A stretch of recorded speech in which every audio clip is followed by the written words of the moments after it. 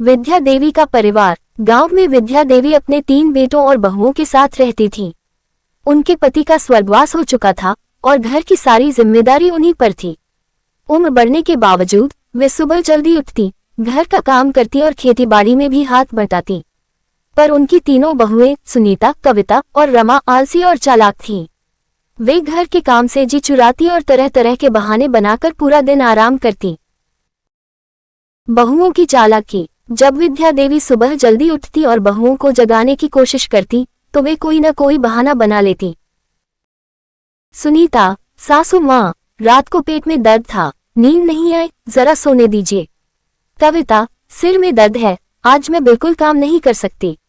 रमा, मुझे तो बुखार लग रहा है, शायद मौसम बदल रहा है। विद्या देवी समझ चुकी थी कि ये सब बहाने हैं, लेकिन वे चुप रहती और खुद ही सारा काम करती। विद्या देवी की योजना। एक दिन विद्या देवी ने बहुओं को सबक सिखाने की ठान ली। उन्होंने घर के सभी नौकरों को छुट्टी दे दी और बहुओं से कहा, अब से हर कोई अपने हिस्से का काम करेगा। जो काम नहीं करेगा उसे रात का खाना नहीं मिलेगा। ये सुनकर बहुएं घबरा गईं।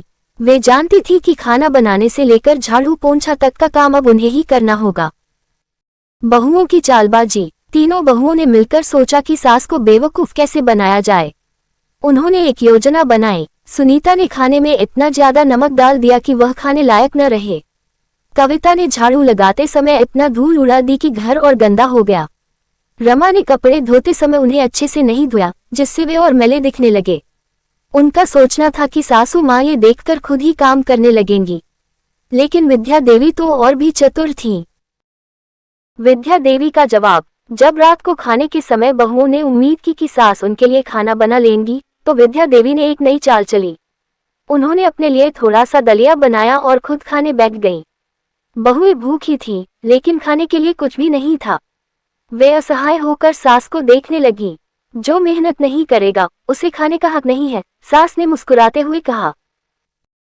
बहुओं का सबक। भूख के मारे अगले दिन बहुएं खुद ही काम करने के लिए तैयार हो गईं। धीरे धीरे वे समझ गईं कि मेहनत ही असली सम्मान दिलाती है। अब वे बहाने बनाना छोड़कर घर के कामों में हाथ बटाने लगी। विद्या देवी ने जीत की मुस्कान के साथ कहा, जो खुद मेहनत करता है उसे कभी किसी का मुंह नहीं ताकना पड़ता। योजक चिन्ह, योजक चिन्ह, योजक चिन्ह। ये कहानी बताती है कि चालाकी और आलस्य से कोई लाभ नहीं होता, बल्कि मेहनत करने से ही असली सफलता मिलती है।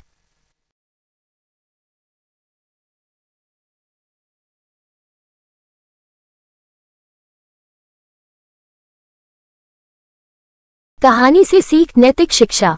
जो लोग मेहनत से बचते हैं और चालाकी से काम चलाना चाहते हैं, वे अंत में नुकसान ही उठाते हैं। जीवन में सच्चा सुख और सम्मान मेहनत करने से ही मिलता है। आलस और मक्कारी से कभी किसी का भला नहीं होता।